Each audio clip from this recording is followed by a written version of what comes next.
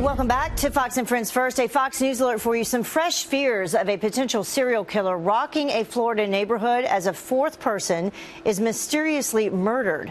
A 6-year-old man, he was on his way to help feed the homeless. He did that every morning.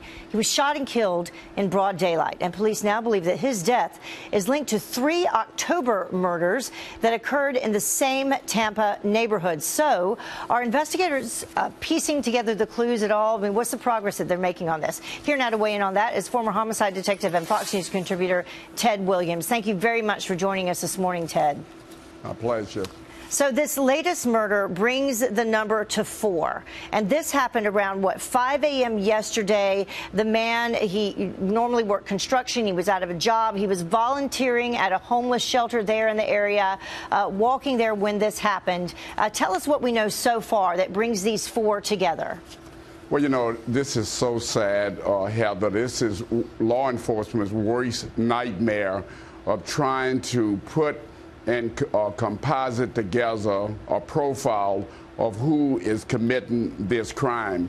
And what we've so far learned is that this man yesterday morning was walking to this place that he was going to be serving food, and he was killed. Now, what we have, there was an eyewitness who saw a black male, approximately 6 feet tall, light skin.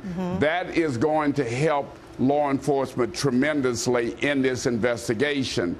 What is going to break this case are the citizens in that community and a possible mistake by this killer. But there is a little bit of a difference, though, because the 3 previous murders, they happened after these individuals had gotten off the bus, and they also happened in the evening.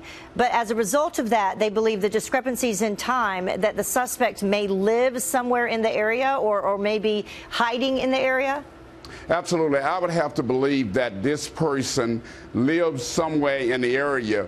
The common thread is that this happened at night. Now, the latest one happened early in the morning, but it was still while it was dark out. That's true. So they are clearly looking at individuals who perhaps maybe just got out of jail, someone who has some kind of a mental problem.